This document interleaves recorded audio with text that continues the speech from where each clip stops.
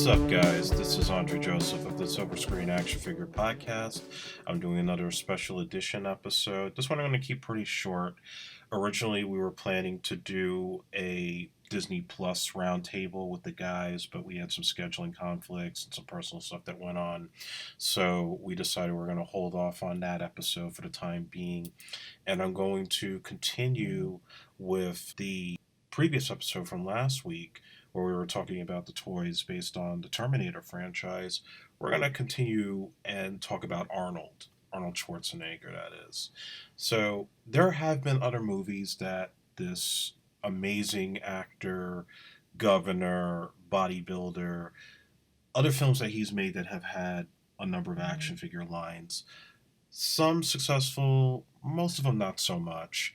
But I think it's worth mentioning that for somebody that was an icon of the 1980s and the early 90s, that Arnold, no doubt, was a draw not only with adults but also with kids. So it probably wasn't a surprise that a number of his movies would spawn some merchandising, most of them in video games, some of which had TV shows and sequels that he didn't even appear in. Now, the only one I'm not going to mention here is Predator because I'm actually going to save that one for a future episode that will be focused on aliens because that will tie in with the Kenner run where they eventually had expanded from the Alien franchise to the Predator franchise. And since Alien vs. Predator is a big deal, I figured it would be better to kind of lump those into one. So we go back to 1982. I'm going to give a little trivia. That's really when Arnold first broke out as a movie star. He had just come out with Conan the Barbarian, and it was a film that clearly was made for him. Before that, nobody in Hollywood knew what to do with this guy who had broken out as a bodybuilder for a long time and really became known in America through the documentary Pumping Iron. But even after that, there were a lot of movies like The Villain and the one where he played Mickey Hargitay, the Jane Mansfield story, films that really didn't demonstrate the kind of actor that he could be or the kind of movie star that he had the potential to be.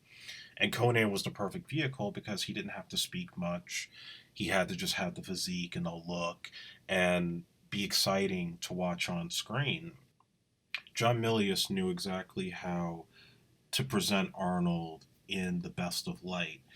And Conan became a massive hit for him. Now, because this was a sword and sorcery film, and sword and sorcery movies were starting to become a big thing for kids in cinema at the time, there had been discussions of making Conan action figures, and Mattel was intending to get the license for it.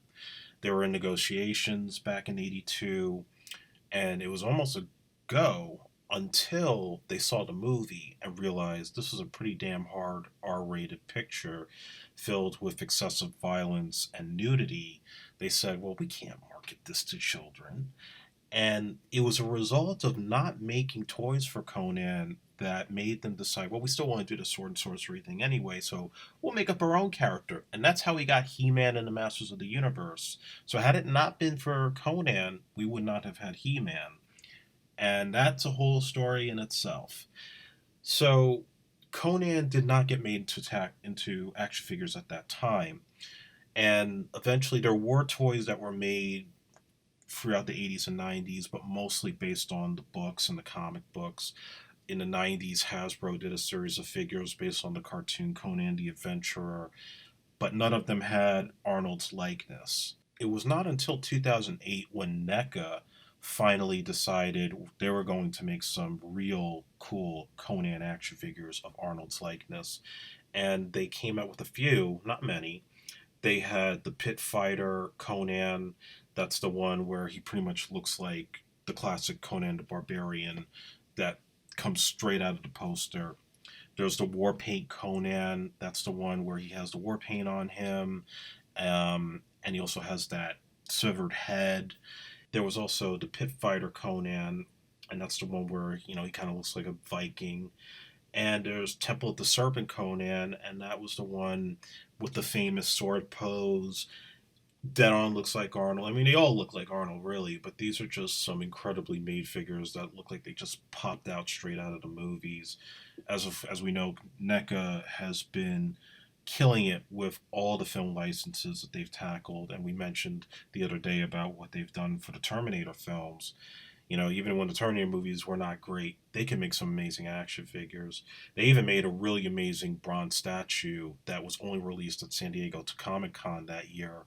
That was also another major collector's item for anybody who's a fan of Conan. But that was 2008, and it would be a while before we would see that happen. For the time being, Arnold's career was starting to build up.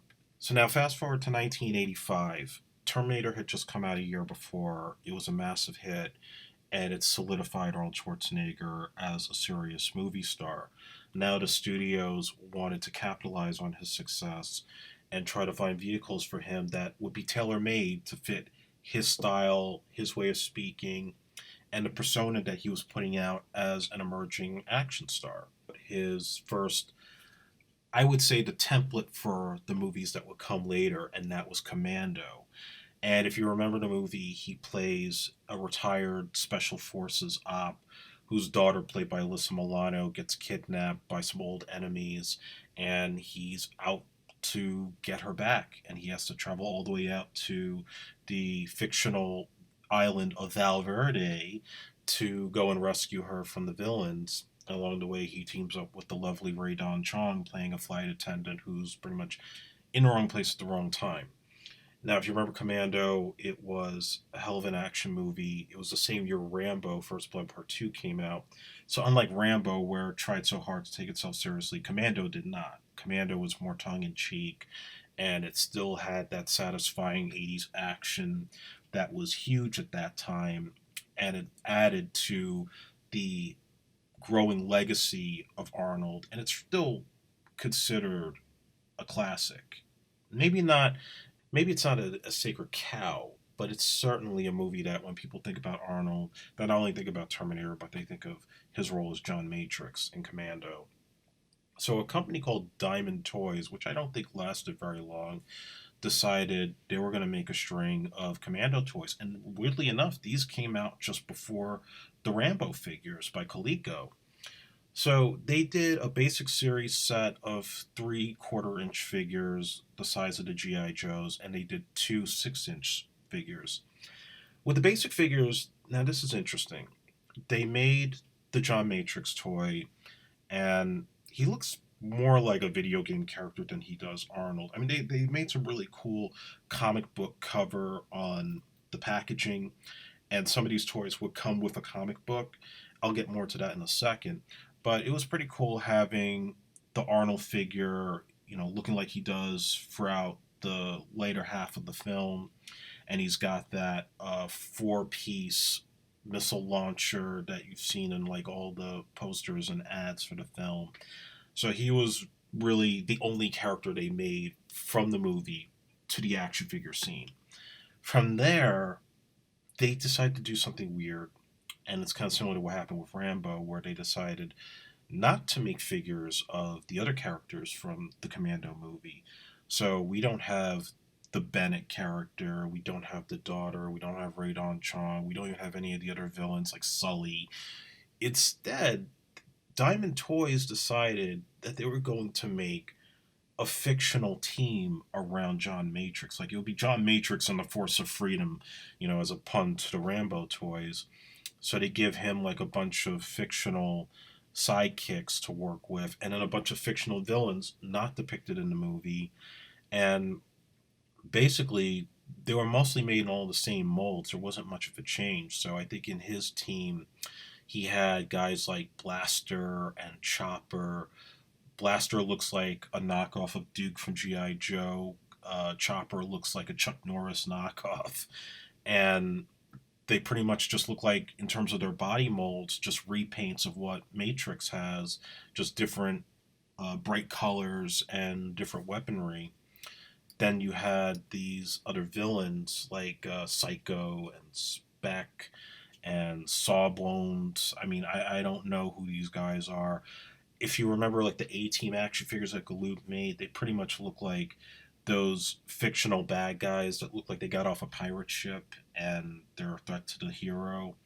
So I mean, it didn't make much sense to me because I think Bennett could have been a cool toy to have. The Vernon Wells character, he was going for like that Freddie Mercury type of look, with the chain vest and stuff. But yeah, they didn't do that. I would have loved to have had a Bill Duke action figure come out of this, man. This was like, wow. They really thought like Commando was going to be this big thing and that they were going to have like, I don't know, cartoons and it would become this whole franchise. And apparently there was a plan for a sequel, but it never materialized. And contrary to popular belief, the sequel was not going to be Die Hard. It was going to be a completely separate movie continuing on from the first one. And um, just, it might be slight of a spoiler if you want to look into it, but apparently the general that was buddies with Matrix in the first movie was supposed to turn out to be the main villain. That's all I'm going to say there. I know the script is out online if you ever want to find it for Commando 2. The 6-inch figures, just to briefly go about them, you have the Matrix toy. This one has a better likeness to Arnold because it has the face paint over his face, like that sort of like red, blackish looking face paint scar. It's got the vest, it's got the pants, he's got all kinds of weaponry, and he's pretty much made to look like a He-Man toy. So I think this is the one that's probably the most famous of the Commando figures, and probably one of the rarest to find. And this is the one that I believe comes with the comic book. That looks like Marvel might have had something to do with it, but I can't confirm because I don't have it. I never collected these. I was like 2 years old when this movie came out. They also made a 6-inch figure of the main villain in this line, Leadhead, who is basically just a muscular looking bad guy with a black helmet. He looks like a complete takeoff of Lord Humongous from The Road Warrior. I guess hence the Vernon Wells connection there. Except this is not the Bennett character from the movie. This is just a made up character for this particular toy line. So go figure on that. And there were also two 16-inch dolls of Arnold. And they were kind of like both in different molds made by the same company. One just has like the legs spread out. One is a little more straight on, doesn't have the face paint. And that's all I got to say about Commando. But NECA did make a Commando action figure many years later, and this particular figure is probably the best one that they've made. It came out for the 30th anniversary of the film's release. This toy has Arnold's likeness dead on. It has all of his weapons, including the missile launcher. It's got the big machine guns. It's got the AK-47. Like everything he used in the movie is in here, plus the big Bowie knife. So this is arguably the best Commando toy that they ever made, and it's still out there if you want to look for it in the secondhand market. Now, let's fast forward to the 1990s. Most of the 80s from here, there were no toys for any Arnold movies, not for Raw Deal, not for Predator 1 until like many years later, but again, as I said, that will be discussed in a later episode. No toys for Twins, no toys for Kindergarten Cop or Total Recall. Terminator, of course, we mentioned when T2 came out, the merchandising blitz that occurred. But now let's go to 1993 because it's so important to mention the Terminator because now Arnold was huge with kids. The comedy movies he did, plus the huge success of Terminator 2, made Arnold a role model. And if you remember at that time, he was doing all these PSAs, to have kids get into shape. And, he was part of this Get in Shape campaign for George Bush. So Arnold's presence was all over the place. It probably wasn't surprised that after Terminator 2, he wanted to do a movie that would appeal to the kids market, but still retain the action direction that made him the most money and could still appeal to an adult crowd. And he thought he found that with The Last Action Hero. Long story short, with the movie, it was conceived to be a spoof on all of the Shane Black written action pictures of the day, Lethal Weapon, Last Boy Scout. It made fun of Die Hard. It made fun of all the Joel Silver produced movies. And it eventually went to Columbia Pictures, which was at that point owned by Sony. They needed a hit because they didn't have a Ghostbusters or a Karate Kid size franchise to sustain their business model. And Arnold was a lottery ticket in 1993. So the attitude was, let's take the script and let's make it into an Arnold vehicle, but let's make it the kind of movie that would appeal to kids, have sort of a Roger Rabbit kind of feel, because if you remember the movie, it's dealing with this New York City kid who's obsessed with all of Arnold's movies. He finds this magic movie ticket that's given to him by an old man running a movie theater, and the ticket ends up transporting him into the latest Arnold movie called Jack Slater 4. And so a good part of the movie is this kid trying to tell Jack Slater, Arnold's character, that this is all fictional, it's all a movie. He's pointing out all the references. And then here they are, they're going after this bad guy, Evil by Benedict, played by the famous Charles Dance. And eventually he gets the ticket, travels into the real world. Arnold's character ends up having to go after him with the kid, and he loses all of his movie abilities. Now he's like a vulnerable human being, and that leads to a third act where he has to really like believe in himself to get the bad guy and stop him from using the ticket to get other famous cinematic villains to invade the real world, like Hannibal Lecter, for example. He gets referred to.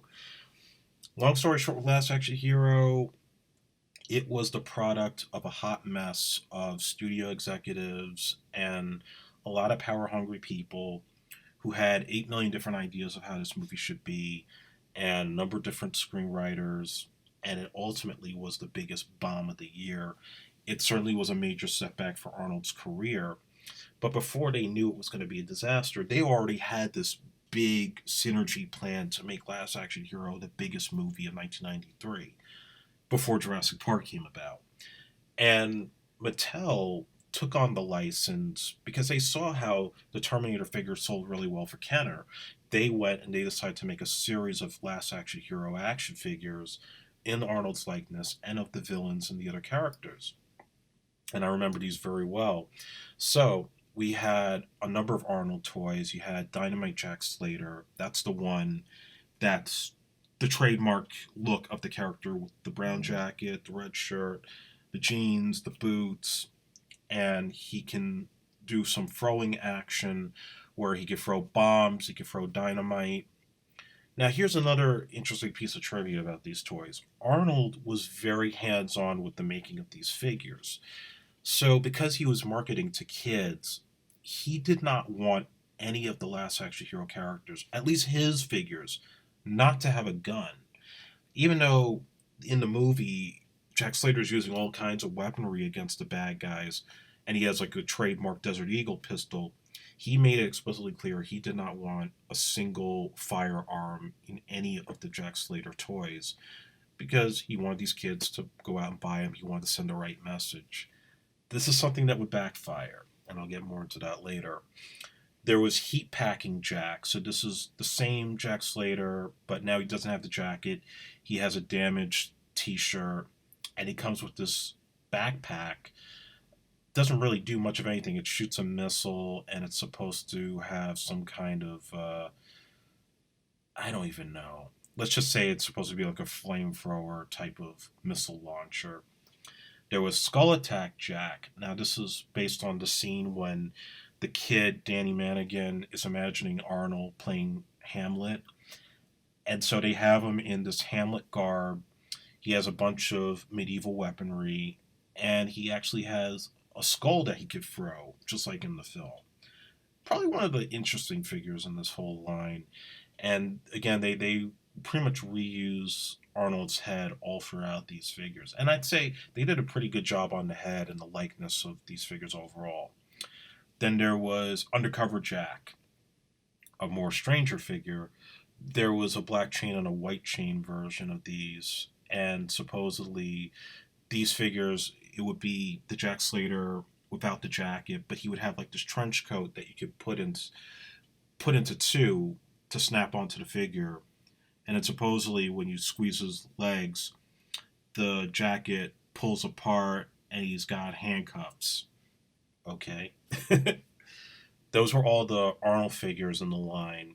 Then there was Hook Launching Danny. So they had the kid, Danny Manigan. He gets his own action figure. It's a very good likeness to the kid, Austin O'Brien, who played the role. It's a lot like John Connor with T2. They're almost like too similar in the terms of the size and the look.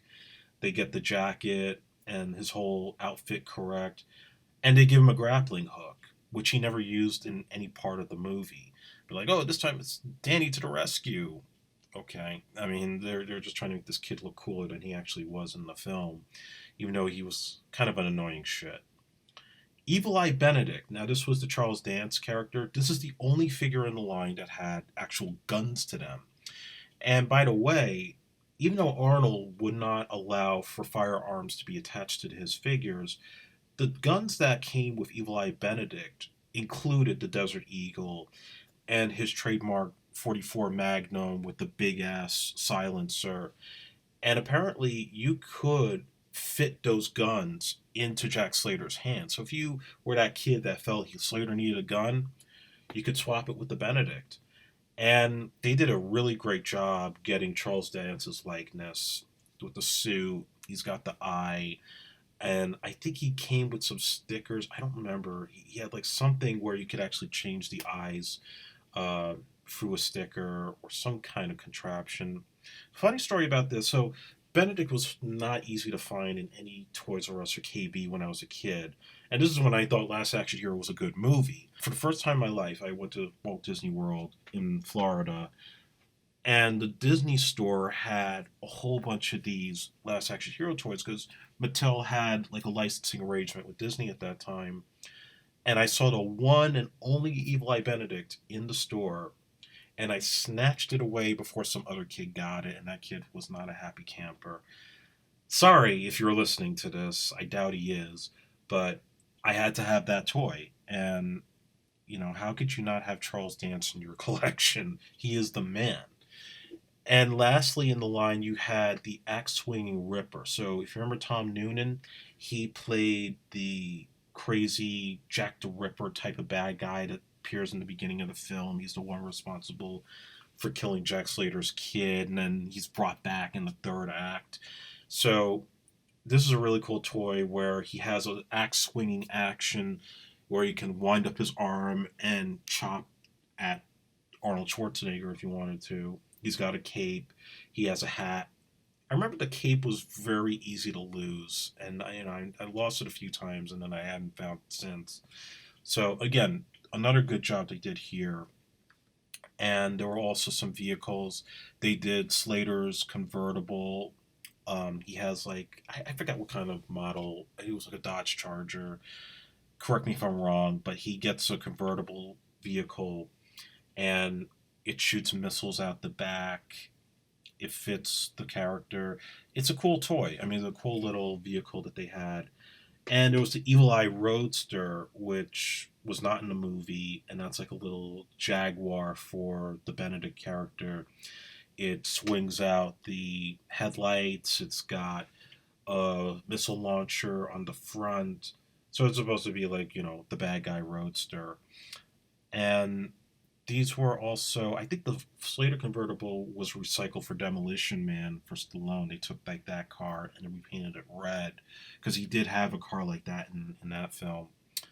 And lastly, there was the talking Jack Slater doll, which, much like the Terminator doll, says all of Arnold's catchphrases from Last Action Hero. Now, no surprise, this movie was a complete disaster. And when it came out, actually, in the days before its release, they did a test screening, and they were expecting it was going to test through the roof. And when it didn't, Sony famously ripped up all of the cards from the test audience and tried to say, oh, no, there's nothing bad to see here.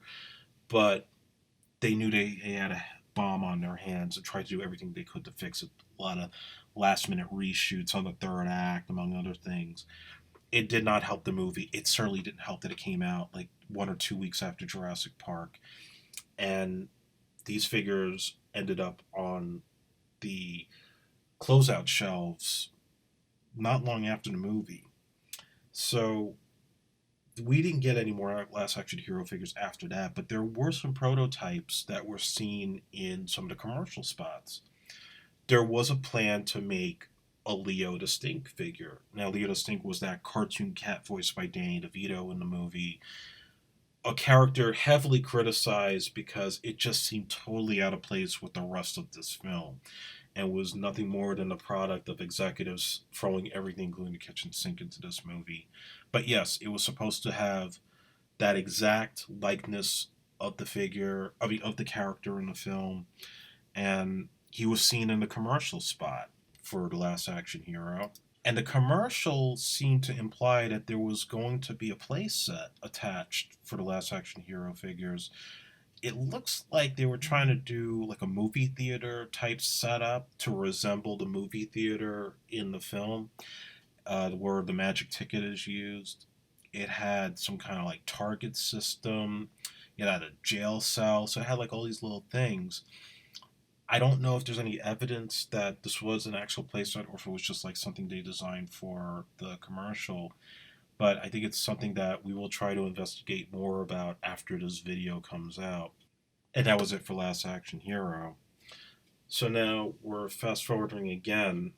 There were no toys for True Lies, no toys for the movie Junior, and no toys for the movie Eraser. But in 1996, Arnold made another attempt at the family movie market with Jingle All the Way. Now, if you remember that film, he plays a workaholic dad who wants to make it up to his son for missing his karate competition.